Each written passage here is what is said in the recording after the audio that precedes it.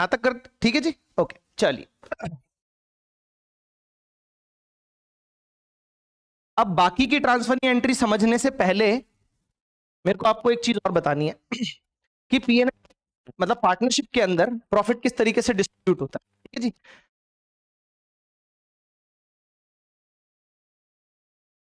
Partnership में जब आप नेट प्रॉफिट अर्न कर लेते हैं तो उसके बाद 2 स्टेप्स में ये प्रॉफिट डिस्ट्रीब्यूट होगा। कितने स्टेप्स में? 2 स्टेप्स में, ठीक है ना। पहला स्टेप है, स्टेप 1 इज एप्रोप्रिएशन। स्टेप 1 क्या है? एप्रोप्रिएशंस। पहले आपको एप्रोप्रिएशंस देनी है पार्टनर्स को। सर एप्रोप्रिएशंस क्या होती हैं? लास्ट क्लास में पढ़ा तो था, interest on capital to a partner, salary to a partner, commission to a partner, ठीक है ना। ये 3 ही एप्रोप्रिएशंस है पार्टनर्स को देने के लिए। और एक और एप्रोप्रिएशन है जो पार्टनर को नहीं जाती है, रिजर्व। हम किसी भी रिजर्व में पैसा, गुल्लक में पैसा डाल सकते हैं, ट्रांसफर कर सकते हैं, साइड में रख सकते हैं। Is that clear? ये 4 एप्रोप्रिएशंस आपके सिलेबस में हैं इस साल, ये 4 ही हैं, इसके अलावा और कुछ नहीं है। हालांकि कोई और भी एप्रोप्रिएशन आएगी तो आप लोगों को तकलीफ नहीं होने वाली, क्योंकि हमने समझ लिया है इंटरनल को जो पेमेंट देते हैं ना, इनसाइडर को, ऑनर को जो पेमेंट करते हैं, वही एप्रोप्रिएशन होती है। समझ में आ गया कि नहीं आ गया? ठीक है जी, चलिए। तो सबसे पहला स्टेप क्या है बेटा? सारी की सारी एप्रोप्रिएशंस देनी है आपको। सर हमें कैसे पता लगेगा कि एप्रोप्रिएशंस क्या है क्या नहीं है? ये आपको क्वेश्चन में मिलेंगी। ऑब्वियसली हर क्वेश्चन में आपको बता रखा होगा कि किसी पार्टनर को सैलरी देनी है कि नहीं देनी, इंटरेस्ट ऑन कैपिटल देना है तो कितना देना है, सैलरी देनी है तो कितनी देनी है, कमीशन देना है तो कितना देना है, ये सब आपको मिलेगा, ठीक है।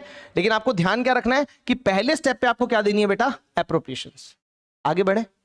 सर एप्रोप्रिएशंस दे दी मान लीजिए, और उसके बाद भी हमारे पास प्रॉफिट बच जाए तो वही है स्टेप 2।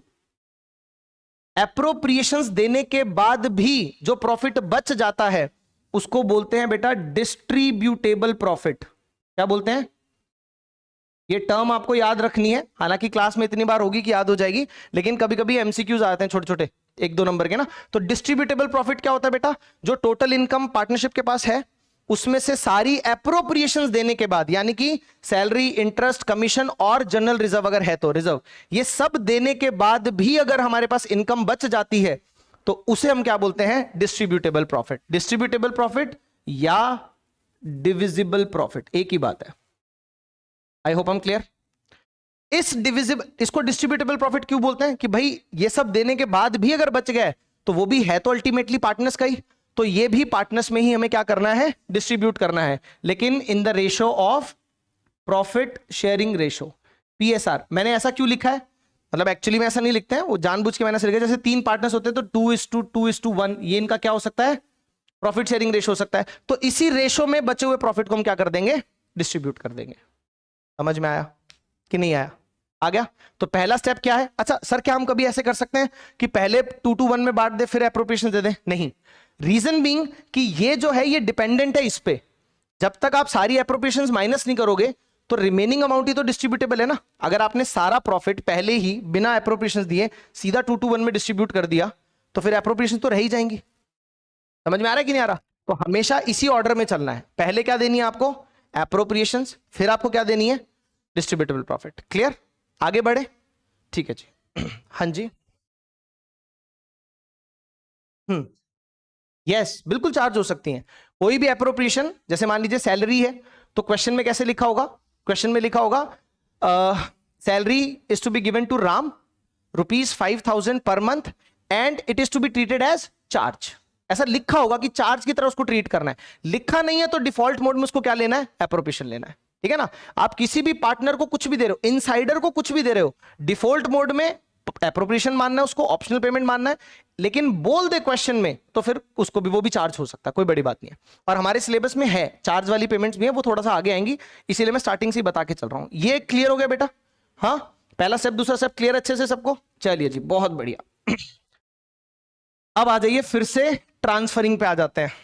अब हमें फिर से ट्रांसफरिंग वाले कॉन्सेप्ट की जरूरत पड़ेगी, ठीक है। चलिए मैं अब आप लोगों के सामने ना एक वो बना रहा हूं, थोड़ा सा एक ग्राफिकल रिप्रेजेंटेशन दे रहा हूं आपको कि कैसे प्रॉफिट ट्रेवल करता है। अल्टीमेटली प्रॉफिट को जाना कहां है मुझे बताइए? प्रोप्राइटर के पास, पार्टनर के पास, ठीक है ना। पिछले साल वो एक था तो हम उसको प्रोप्राइटर बोलते थे, इस साल 3-4 हैं तो पार्टनर्स हो गए, ठीक है ना। तो अल्टीमेटली प्रॉफिट को ट्रांसफर कहां होना है? पार्टनर्स के पास। लेकिन उसका रास्ता क्या है वो अभी मैं आपको दिखा रहा हूं, और आपको रास्ता ही समझना है अच्छे से, जर्नल एंट्रीज तो ट्रस्ट मी जो हमने कॉन्सेप्ट सीखा है उससे अपने आप बन जाएंगी, ठीक है ना। चलिए आइए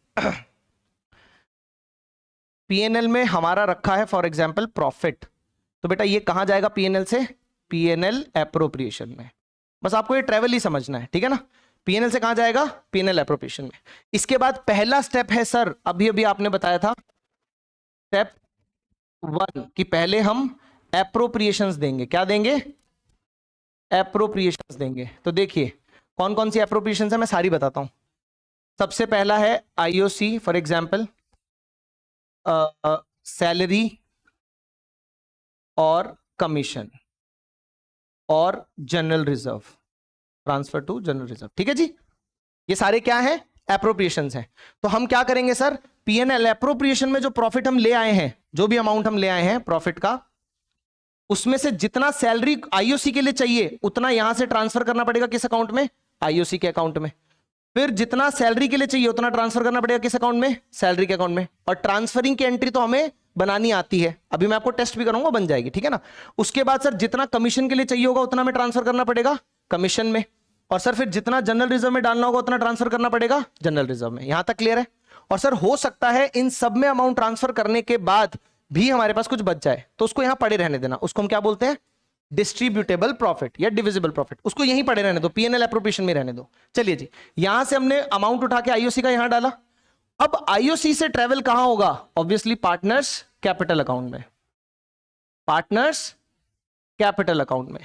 सैलरी से फिर वो आगे सैलरी किसको मिलेगी, जिस भी पार्टनर को मिलनी है, पार्टनर्स कैपिटल अकाउंट में। ये छप जाना चाहिए दिमाग में बिल्कुल। कमीशन कहां चला जाएगा, पार्टनर्स कैपिटल अकाउंट में।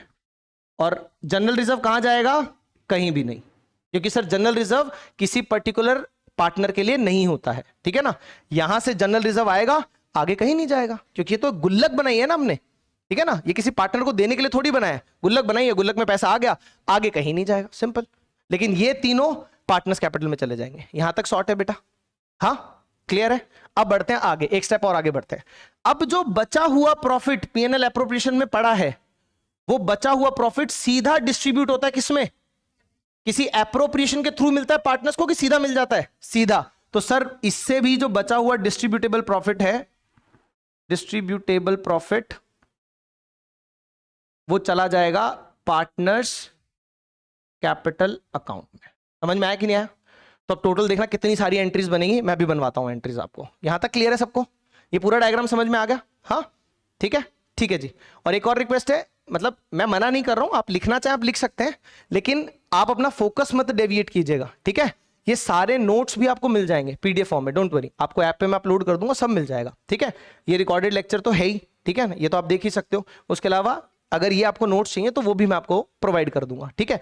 मैं मना नहीं कर रहा हूं, ट्रस्ट में, अगर आपकी आदत है तो आप लिखिए, कोई दिक्कत नहीं है। लेकिन ये मत कीजिएगा कि इसको नोटिंग के चक्कर में आपका ध्यान हटे और जो मैं बोल रहा हूं और जो मैं कॉन्सेप्ट सिखा रहा हूं, बेसिकली क्लास जिसके लिए है, वो मिस हो जाए। क्लियर, ठीक है ना, ठीक है जी। चलिए बहुत बढ़िया। तो अब हम इसकी एंट्री समझते हैं कैसे बनेगी। अब एक एक करके हम सारी एंट्रीज बनाएंगे इसी पे, बोर्ड पे। चलिए जी, पीएनएल में प्रॉफिट है, प्रॉफिट को उठा के कहां भेजना है, पीएनएल एप्रोप्रिएशन में। आराम से सोच के एंट्री बताओ मुझे। पीएनएल में प्रॉफिट है बेटा, उसको पीएनएल एप्रोप्रिएशन में शिफ्ट करना है, इस स्टेप की एंट्री बताओ, ठीक है ना। हाँ कोई बात नहीं, सोचो आराम से। और आपको लगे कि आप नहीं सोच पा रहे हो तो फिर डाउट क्रिएट करो कि सर मेरे को समझ नहीं आया। पीएनएल में प्रॉफिट है, प्रॉफिट का नेचर क्या होता है बेटा, क्रेडिट। सर पीएनएल में क्रेडिट नेचर का सामान रखा है, अगर क्रेडिट नेचर का सामान हम शिफ्ट कर रहे हैं पीएनएल एप्रोप्रिएशन में, तो फॉर श्योर पीएनएल एप्रोप्रिएशन तो क्रेडिट होगा। और क्रेडिट नेचर का सामान पीएनएल से निकाल रहे हैं तो पीएनएल डेबिट होगा। ये जी पहले स्टेप की एंट्री हो गई, ये तो हम ऑलरेडी बना के आए थे, ठीक है ना। आगे भी यही कॉन्सेप्ट लगेगा। चलिए जी, अब पीएनएल एप्रोप्रिएशन में प्रॉफिट आ गया, चलो नंबर भी ले लेते हैं, काम करते हैं।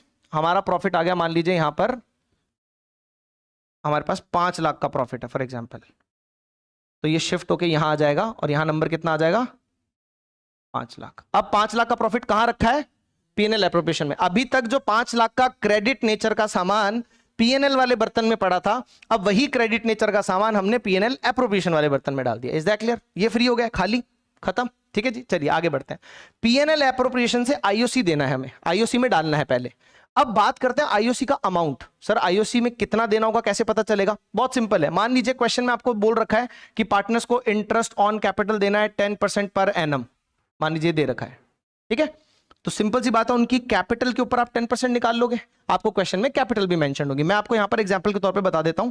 ए और बी दो पार्टनर्स हैं, एक की कैपिटल है 2 लाख और एक की कैपिटल है 3 लाख, ठीक है ना। इस क्वेश्चन में हम यही फिगर्स यूज कर लेते हैं। तो बेटा ए का इंटरेस्ट कितना बनेगा, इसका 10% 20,000, इसका 10% 30,000। तो मुझे आईओसी में टोटल कितना अमाउंट चाहिए? अगर मेरे को दोनों को आईओसी देने का है, ए को भी आईओसी देना है, बी को भी आईओसी देना है, how much fund do I need? 50,000 चाहिए ना मुझे। तो 50,000 यहां से निकालेंगे, आईओसी में डालेंगे, वही ट्रांसफरिंग की एंट्री है। अब ये जो 5 लाख रुपया पड़ा है, ये तो क्रेडिट नेचर का है। अब हमें पूरा 5 लाख नहीं निकालना, सिर्फ 50,000 की जरूरत है। लेकिन जब पूरा 5 लाख ही क्रेडिट का है, तो इसमें जो 50,000 है वो भी क्रेडिट का है। तो क्रेडिट का 50 इसमें से निकालना है और आईओसी में डालना है। तो एक बात तय है कि आईओसी क्रेडिट होगा। समझ में आ रहा है कि नहीं आ रहा? तो यहां पर मैंने कहां बना हुआ एंट्री, चलो यहीं बनाया था। एप्रोप्रिएशन की सारी एंट्रीज मैं यहां बना रहा हूं। तो हमारा क्या होगा बेटा, 2 आईओसी, ये तो होगा ही होगा, पक्की बात है। कितना? 50,000, ठीक है ना। और डेबिट कौन होगा, कहां से निकाल रहे हो? PNL appropriation account debit 50,000। मुझे बताओ समझ में आया कि नहीं आया? Is it difficult? मुश्किल है? समझो तो नहीं है मुश्किल, याद करोगे, रटने की कोशिश करोगे तो फिर एंट्रीज मिक्स होंगी, कोई मतलब नहीं है, ठीक है। क्लियर? हाँ कोई बात नहीं, एक और बार कर लेते हैं। चलिए जी, हमें पीएनएल एप्रोप्रिएशन से क्रेडिट नेचर का 50,000 निकालना है और कहां डालना है? आईओसी में डालना है। क्लियर? अब मुझे बताइए, अगर मैं यहां से एक काम करते, एक बार डेबिट क्रेडिट छोड़ो, मैं इस बर्तन से ठंडा पानी आईओसी वाले बर्तन में डाल रहा हूं, तो ये बर्तन क्या होने वाला है? ठंडा। मतलब जो नेचर हम यहां से यहां लेकर जा रहे हैं, आईओसी तो फॉर श्योर वो होगा ही होगा। मुझे बताइए, यहां पर हमारे पास जो 5 लाख रखा है पीएनएल एप्रोप्रिएशन में, ये प्रॉफिट है कि लॉस है? डेबिट की क्रेडिट? क्रेडिट, परफेक्ट, बिल्कुल सही। अब क्रेडिट 50 निकाल के यहां लेके जा रहा हूं, तो आईओसी क्या होगा? क्रेडिट। देखो आईओसी क्रेडिट किया है, और यहां से निकाल रहा हूं क्रेडिट, तो ये ऑब्वियसली रिवर्स होगा, PNL appropriation debit. I hope हम क्लियर? डन? समझ में आ गया? चलिए जी, और सारी एप्रोप्रिएशंस की सेम बेसिस पे, पर फिर भी मैं सारी ही रिपीट करवाऊंगा, डोंट वरी। चलिए, अब मुझे पीएनएल एप्रोप्रिएशन ये मैंने डाल दिया, यहां तक क्लियर है सबको? चलिए जी, अब मैं आपको बता देता हूं सर, सैलरी हमें कैसे पता लगेगा सैलरी का कितना अमाउंट है? क्वेश्चन में मेंशन्ड होगा, ठीक है ना, डोंट वरी। क्वेश्चन में फॉर एग्जांपल दे रखा है, ए को सैलरी देनी है 5,000 पर मंथ, और फॉर एग्जांपल बी को सैलरी देनी है 80,000 पर एनम, ठीक है जी, दोनों तरीके से आता है। तो ए को 5,000 पर मंथ सैलरी देनी है, तो साल की कितनी होगी बेटा? 60,000। तो अगर मुझे ए को सैलरी देनी है तो 60,000 चाहिए, बी को सैलरी देनी है तो 80 चाहिए। 80 और 60 दोनों को सैलरी देनी है, तो टोटल 1,40,000 फंड मुझे चाहिए सैलरी में, अगर मैं दोनों को सैलरी देना चाहता हूं तो। आई होप हम क्लियर? तो यहां पर हमारे पास फंड है, यहां से कितना निकालेंगे? 1,40, और कहां डालेंगे? सैलरी में। अगेन प्रॉफिट है, ये प्रॉफिट ही तो है।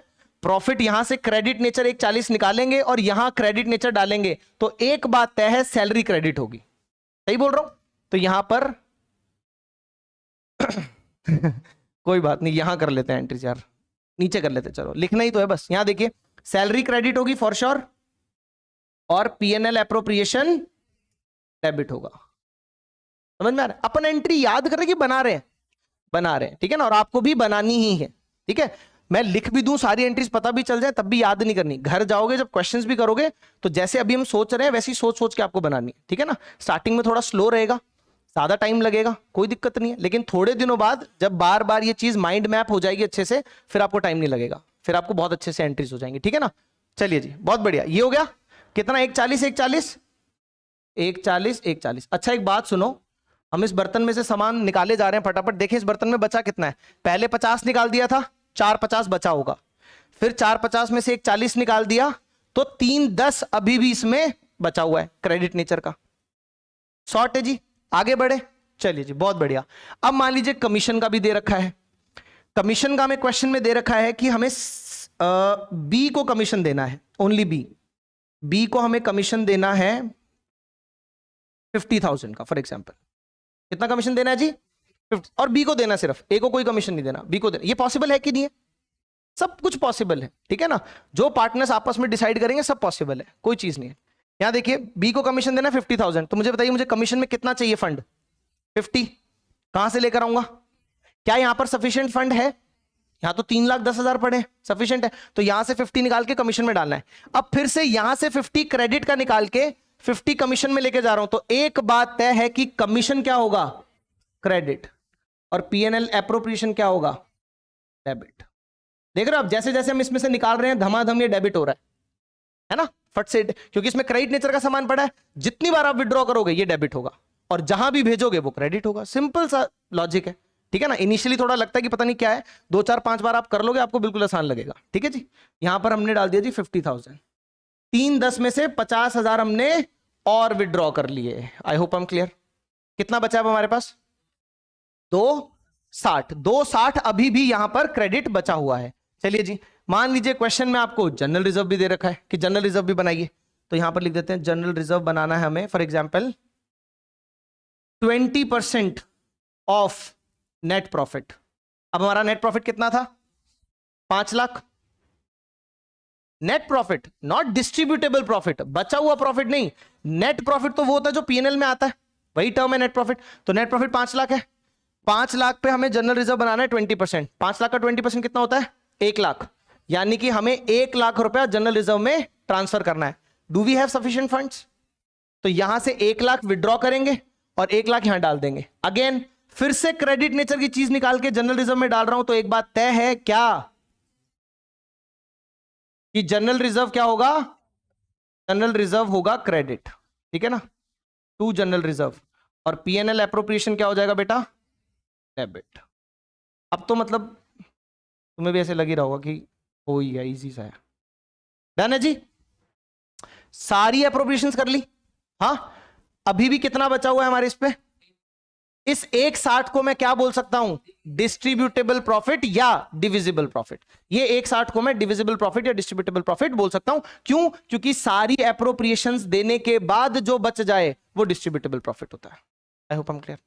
डन है सबको? तो 160 बचा हुआ है, ये 160 हमें कहां किस में डिस्ट्रीब्यूट करना पड़ेगा?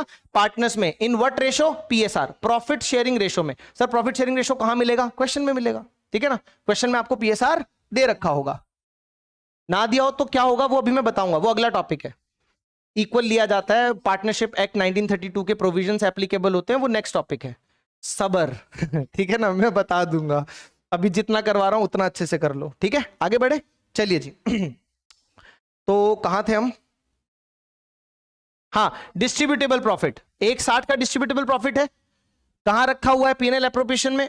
और डायरेक्टली कहां ट्रांसफर करना है? पार्टनर्स कैपिटल में। चलो ये वाली एंट्री लास्ट में करेंगे, अभी एंट्रीज खत्म नहीं हुई है, मैं इसलिए तो बोल रहा था कॉन्सेप्ट कर लो, बहुत सारी एंट्रीज है।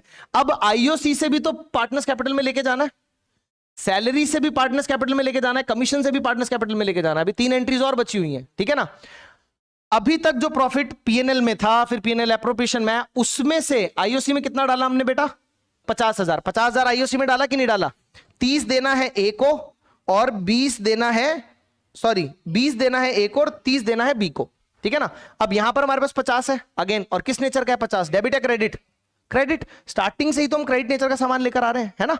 क्रेडिट 50 इसमें, इससे ए में ट्रांसफर करना है और बी में ट्रांसफर करना है। ए में ट्रांसफर करना है 20 और बी में ट्रांसफर करना है 30। तो अब तो एंट्री मुझे लगता है मुझे बतानी नहीं पड़ेगी।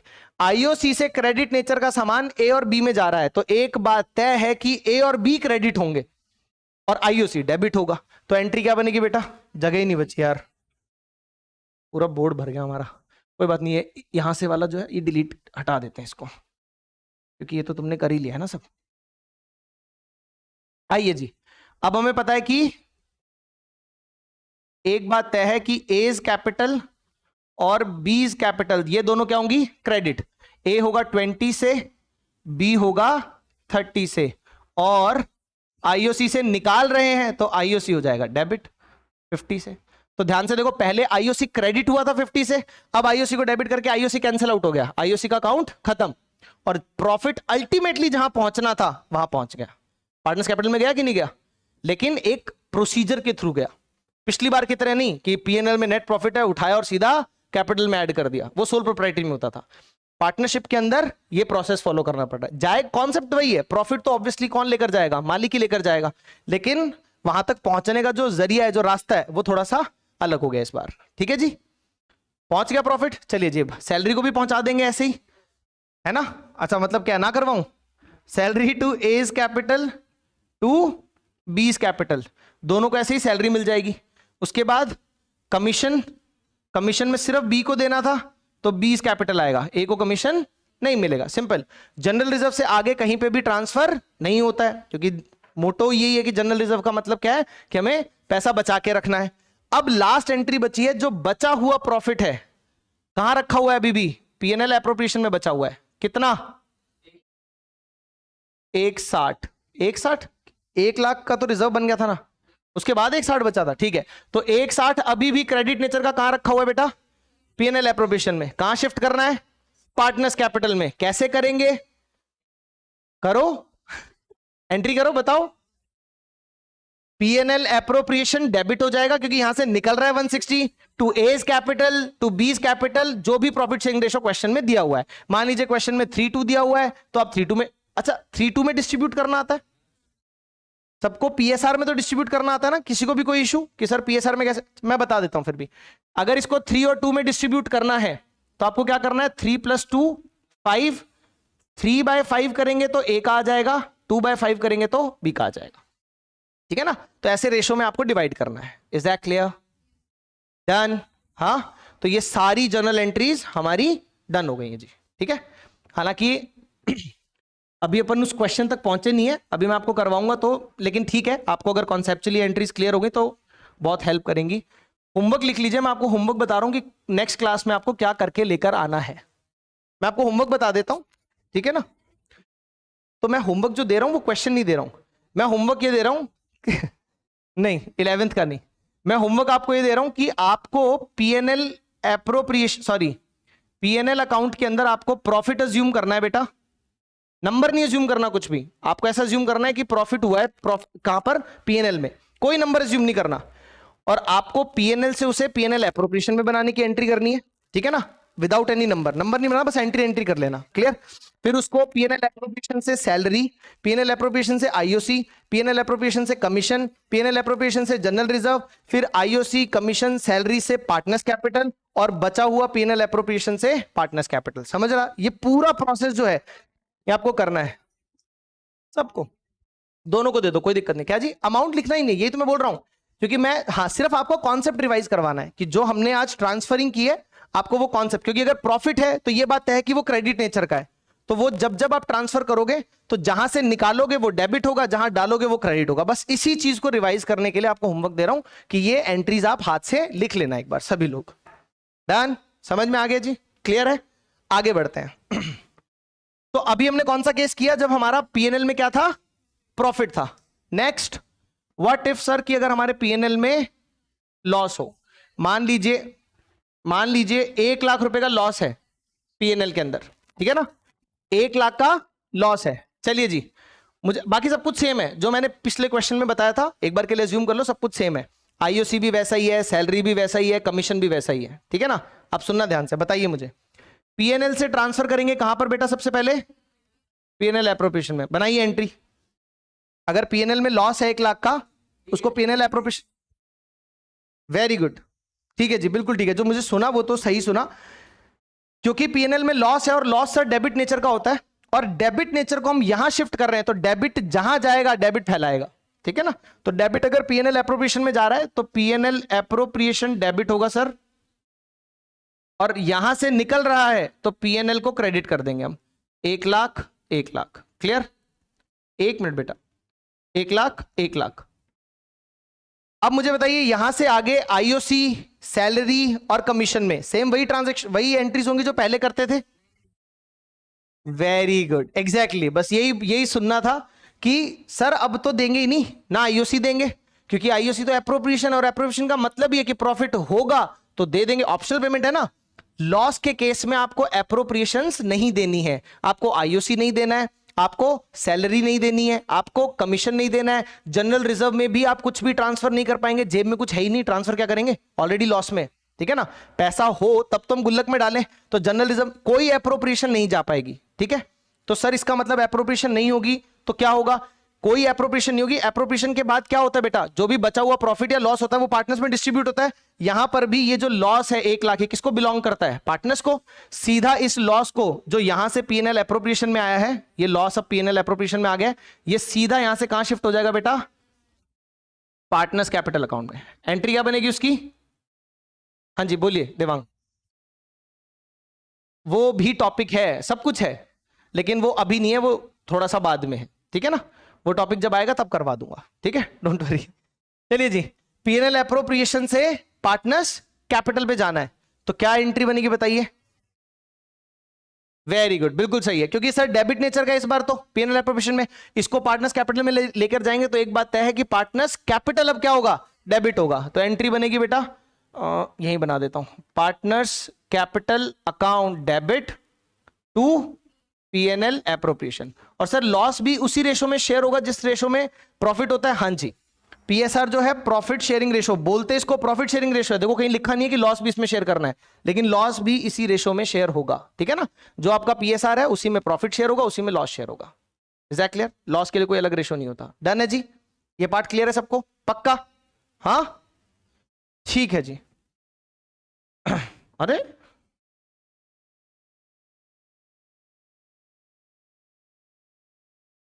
जीआर रिपीट कर दो, हाँ वो डाउट है ना बच्चे, मैं देखता हूँ बीच बीच में, नहीं माइक से नहीं, फिर इतना वो नहीं हो पाएगा, स्टोर होगा और वो सब चीजें। जीआर रिपीट करना है, जीआर नहीं नहीं, जनरल रिजर्व नहीं, बाद में आ गया मैसेज कि आ गया समझ में, ठीक है। डन है जी, आगे बढ़े, ये क्लियर है, ठीक है। चलिए जी, क्या टाइम हुआ है, 3, नहीं नेक्स्ट टॉपिक तो नहीं हो पाएगा। चलिए ठीक है, आज के लिए इतना ही काफी है। मैं फिर से आपको रिवाइज करवा देता हूं हमने क्या क्या किया आज। हमने एप्रोप्रिएशन चार्ज पूरे अच्छे से समझ लिया है, हमने ये समझ लिया कि सारे एप्रोप्रिएशन, हाँ बा 2 मिनट, सारे एप्रोप्रिएशंस कहां जाते हैं बेटा, पीएनएल एप्रोप्रिएशन में। सारे चार्ज कहां जाते हैं, पीएनएल के अंदर। ये हमको क्लियर अच्छे से, हाँ ये हमने कर लिया। इसके बाद हमने कॉन्सेप्ट करा ट्रांसफरिंग का, कि अगर एक अकाउंट में कोई बैलेंस है पर्टिकुलर नेचर का, डेबिट और credit what ever it is, उसको किसी दूसरे अकाउंट में ट्रांसफर करना है तो कैसे करना है।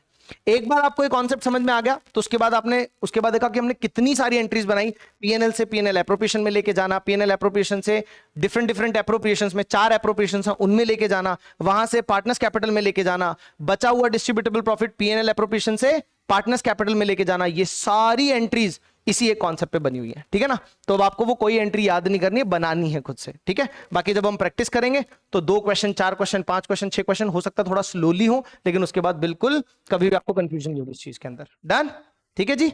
तो that's it from my side today, clear, ठीक है जी, दैट्स इट।